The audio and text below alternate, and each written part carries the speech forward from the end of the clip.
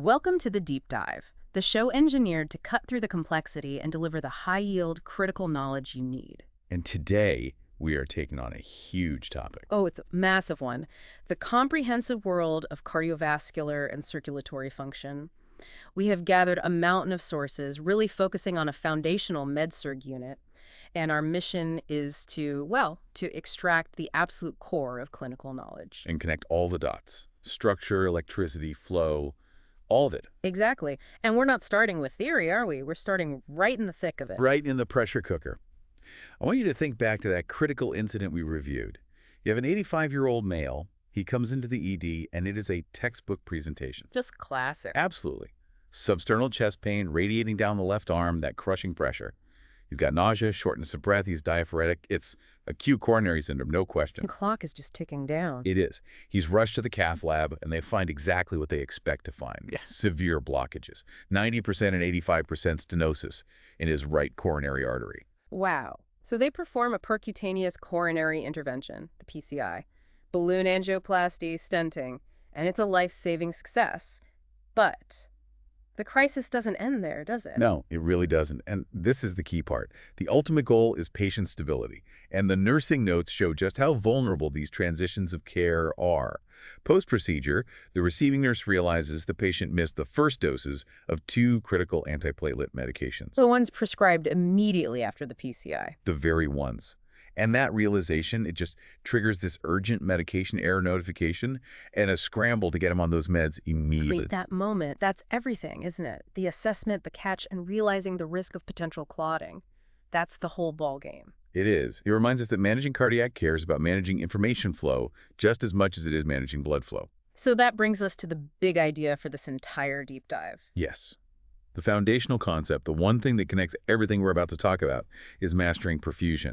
Everything. Yeah. From a tiny little electrolyte shift to a massive aortic aneurysm. It's all a failure or a threat to the body's ability to maintain adequate blood flow and oxygen supply to meet its metabolic demands. So our goal today is to connect all those seemingly separate threads. The structural problems, the electrical glitches, the flow issues that threaten perfusion. That's the mission. Okay, let's jump right in and master this. We're starting with section 1. The architecture and the physics of the heart. The foundations of cardiovascular function. We have to start in the engine room.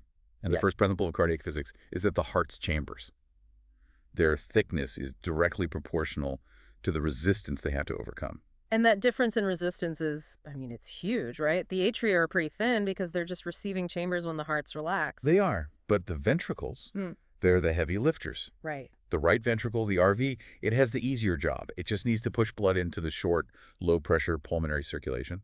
The lungs? But the left ventricle? The left ventricle, the LV, it has to generate enough force to overcome the high pressure in the aorta and then push blood through the entire systemic circulation, all the way down to your toes and back. So it's got to be stronger. Much stronger. Because of this massive workload, the left ventricle is structurally 2 to 3 times more muscular than the right ventricle. That hypertrophy, that thickness, it's a necessary adaptation to maintain perfusion to the whole body. And because the LV is working so incredibly hard, it needs a constant supply of fuel. Let's talk about how the heart feeds itself myocardial perfusion. People forget this critical timing element. Oh, it's actually vital. The heart muscle, it gets its own blood supply from the coronary arteries almost exclusively during diastole. During relaxation. Exactly, when the myocardium is relaxed. During systole, when it's contracting, it's literally squeezing down on its own blood vessels, compressing them. Okay, so let's apply that. Our 85-year-old patient has a 90% blockage. What happens if his heart rate suddenly jumps up to, say, 120 beats per minute? That's an immediate danger zone. High heart rates, tachycardia, anything over 100, it dramatically shortens the duration of diastole. So less relaxation time. Right, and it's that double whammy we talked about. Yeah. The heart muscle now needs way more oxygen because it's beating faster, that's high demand, but the time available to deliver that oxygen, the supply time, is drastically cut. So in a patient with CAD, that's a recipe for ischemia. Instantly. It just tips that balance right into myocardial ischemia. Understanding that relationship heart rate, diastolic time, and perfusion is just paramount for assessment. And to quickly map out those supply lines, the sources highlight the major branches of the left coronary artery. Yep. The left main artery, it branches into the left anterior descending, or LAD artery. That one feeds the septum and the anterior wall. It's often called the widowmaker. A pretty ominous name. It is. Hmm. And then you have the circumflex artery, which wraps around and feeds the lateral wall. These vessels, they really carry the fate of the LV. Their patency is absolutely crucial. Okay, so we have the structure. Let's unpack the next layer. The electrical system that triggers that mechanical squeeze. Right. You have specialized cells for specialized jobs. You've got your electrical cells, the SA node, which is the natural pacemaker, the AV node, the Purkinje fibers. They generate and transmit the impulse. And then the muscle cells. And then you have the cardiac myocytes, the working cells, which actually contract in response. The whole goal of this system is synchronization. You want that atrial kick first, and then a simultaneous, powerful ventricular contraction to get the most bang for your buck, to maximize output. And all of that is orchestrated by the action potential. Let's walk through those 5 phases of ion exchange that make the heart beat. Okay, so think of the cell starting in a resting state, polarized. That's phase 4. Then the trigger happens and you get the most dramatic shift.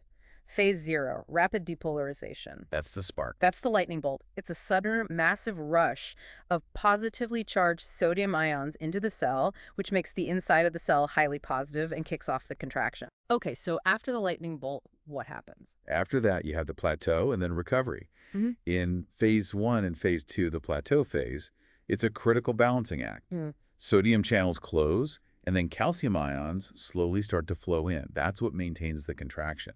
That's balanced against potassium starting to leak out. And that calcium is key, right? It's why the heart muscle contraction is so much longer and slower than, say, skeletal muscle.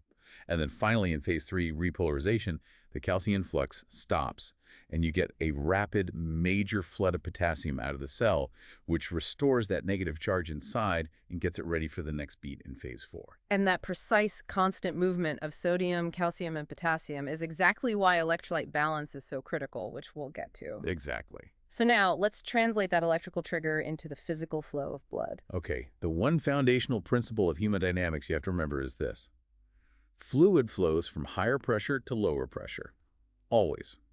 The whole point of the cardiac cycle is to create those pressure gradients in the right sequence. So walk us through those 3 critical steps of the cycle again. It starts with diastole. That's relaxation. All 4 chambers are relaxed. The AV valves, the mitral and tricuspid are open, and the ventricles are just passively filling with blood. This is the lowest pressure state. Okay. Then right at the end of diastole, you get atrial systole. This is the contraction of the atria, which gives you that crucial atrial kick. It tops off the ventricles, augmenting the filling by up to 20%. And if you lose that kick, like an AFib, You immediately compromise your cardiac performance. It's a huge deal. And then finally, the main event, ventricular systole. the high pressure phase. Exactly. The ventricles contract, Yeah. the pressure inside skyrockets, and it slams the AV valves shut. That's your S1 heart sound. Then it forces the semilunar valves open and ejects blood against all that resistance into the systemic and pulmonary circuits. The success of that ejection is measured by stroke volume, or SV. And we really need to get our heads around the big 3 determinants of stroke volume, because these are the levers we pull when we treat things like heart failure. Yes, the big 3. And they're all interdependent. First up is preload. Preload. Preload is the stretch on the ventricular muscle fibers at the very end of diastole. It's determined by the volume of blood delivered to the ventricle. Think of it like stretching a rubber band. Okay. The more you stretch it up to a certain point, the harder it snaps back. But in a disease state like heart failure, if your preload is too high, if you're in fluid overload, the heart is overstretched and it just can't snap back effectively. Okay, number 2, afterload. This one is often a bit confusing for people. It is. Afterload is the resistance the ventricle has to overcome to eject blood during systole. It's almost entirely determined by the tone of your peripheral vascular system. So like how tight your arteries are. Pretty much. If you have chronic hypertension, you have widespread arterial vasoconstriction. That dramatically increases your afterload. It's like trying to squeeze ketchup out of a tiny little hole. Right. So the LV has to work so much harder, which leads to that LV hypertrophy and eventually failure. We treat high afterload with medications that cause vasodilation. And finally, the intrinsic engine power itself, contractility. This is the force the heart muscle generates, independent of preload or afterload. It's heavily influenced by the sympathetic nervous system. Catecholamines, like adrenaline, really enhance it. And what depresses it? Things like hypoxemia, severe acidosis, or medications like beta blockers. Yeah. They all depress contractility. Understanding how these three things, volume, resistance, and power all intersect, is really the foundation of cardiac management. Okay, moving on. We need to recognize how this whole system changes as we get older. What are the key age-related shifts that basically decrease a patient's cardiac reserve? Well, our sources, especially that table 2101, they point to several really crucial changes. The left atrium often gets bigger, the left ventricle walls get stiff and less compliant. So they don't fill as easily. Exactly. It impairs that diastolic filling. The valves get thicker and more rigid. You see more fat infiltration, which can increase atrial irritability. And functionally, there's just a progressive, slow decline in cardiac output. And the clinical implication of having this kind of stiff, less responsive system is enormous. It is. It means the whole system is just slower to compensate for anything. When an older adult gets any kind of stress, a fever, an infection, even just some hard exercise, they don't have the ability to rapidly crank up their heart rate or contractility to meet that new demand. So they show up with vague symptoms. Very vague symptoms. Yeah. Fatigue, new shortness of breath, palpitations. It's because the system is just running out of gas. And importantly, their baroreceptors are less sensitive, which makes them way more vulnerable to sudden drops in blood pressure when they change position.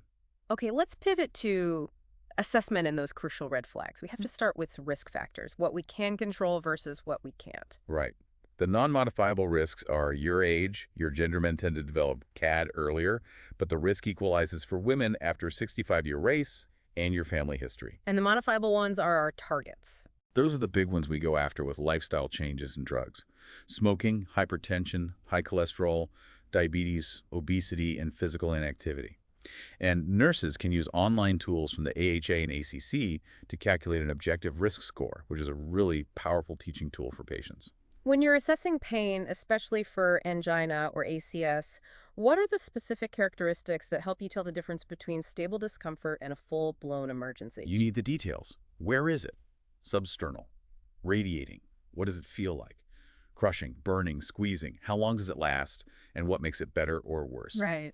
Classic stable angina is predictable. It comes on with activity, lasts 5 to 15 minutes, and it's relieved by rest or nitroglycerin. Unrelenting pain, new pain, or pain that's getting worse and persists despite rest. That's a critical red flag for acute coronary syndrome. And for assessing worsening heart failure, the focus is really on how fluid impacts breathing, especially when the patient is lying down. Yes. You're looking for orthopnea. That's the patient's inability to breathe comfortably, unless they're sitting bolt upright or propped up on a bunch of pillows.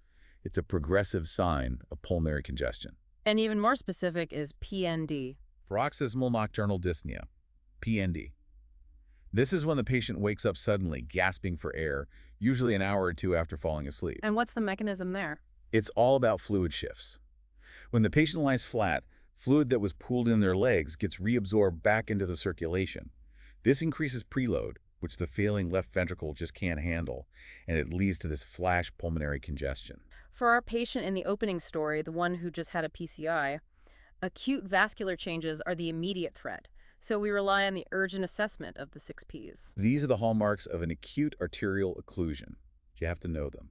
Pain, pallor, pulselessness, paresthesia, that's numbness and tingling poiculothermia, which is the extremity feeling cold to the touch, and finally paralysis. And any one of those is an emergency. Any one of these, especially after an invasive procedure where an artery might have been traumatized or clotted off, demands immediate notification of the provider.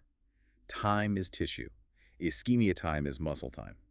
We mentioned that older adults have less sensitive baroreceptors. So let's detail the precise step-by-step procedure for assessing orthostatic hypotension. The book's chart 21-3 lays it out perfectly. Yes, and it has to be standardized to be accurate. First, the patient rests supine, lying flat, for a full 10 minutes. You take a baseline blood pressure and heart rate. Okay.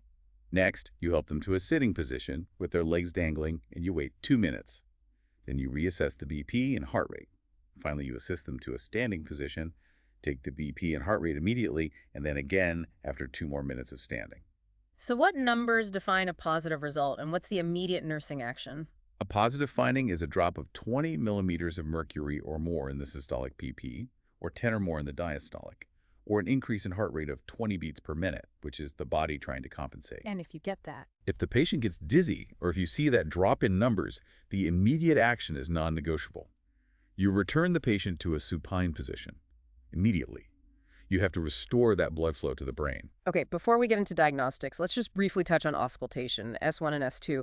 What valves are we hearing? S1, the first heart sound, is the sound of the atrioventricular, or AV, valves closing. That's the mitral and tricuspid valves at the start of systole. S2 is the semilunar valves, the aortic and pulmonic closing at the end of systole. And what does an abnormal sound, like a click or a snap, tell you? Abnormal sounds usually mean structural problems. For example, an opening snap right after S2 is often a sign of mitral stenosis. A systolic click points more toward valve prolapse or stenosis. Okay, let's dive into the lab value deep dive. Table 21-4 in the book is critical here. What are the specific lipid goals we're trying to hit to reduce the risk of CAD? These targets are aggressive for a reason. Total cholesterol should be under 200. But the key is the LDL, the bad cholesterol. That has to be below 100. And for very high-risk patients like our guy post-PCI, you want it below 70. And what about the HDL, the good cholesterol? The HDL, which carries cholesterol back to the liver, needs to be greater than 40 for men and 50 for women. And triglycerides should be less than 150. And these numbers matter so much because of that link to vascular inflammation, right? Exactly. High levels of circulating lipids, especially LDL, they get oxidized, and that kicks off the chronic inflammatory response that starts the whole plaque formation process. And that inflammation is why we track those other markers. But first, let's talk about those life-threatening electrolyte hazards, especially potassium. Oh, potassium is non-negotiable for cardiac stability. Hypokalemia, low potassium, often from loop diuretics, is extremely dangerous. It can trigger life-threatening ventricular arrhythmias, VT and VF. It also makes patients on digoxin highly susceptible to digitalis toxicity. A double danger. And the opposite, high potassium. Hyperkalemia, high K+, which you often see in renal failure, can also be immediately lethal. It can cause heart block and ultimately a systole. Cardiac standstill. You have to be meticulous about monitoring these values. Beyond the standard labs, what inflammatory markers do we look at as major predictors of underlying risk? We look at high-sensitivity C-reactive protein, or HSCRP. It's a marker of systemic inflammation. A level over 3 indicates a high risk for cardiovascular disease because that inflammation is what's driving the atherosclerosis. And homocysteine? We also monitor homocysteine. It's an amino acid, and when it's elevated over 15, it's associated with endothelial damage and a higher risk of stroke and CAD. If you have a patient on continuous ECG monitoring in the hospital, what are the practical nursing steps to make sure those readings are accurate, especially for catching subtle signs of ischemia? The sources, especially chart 21-5, they really hammer this home. Electrode prep is everything. You have to debride the skin, gently abrade it to get the dead outer layer off, and make sure the electrodes have good, firm adhesion. Because if the connection is poor. You get a messy signal.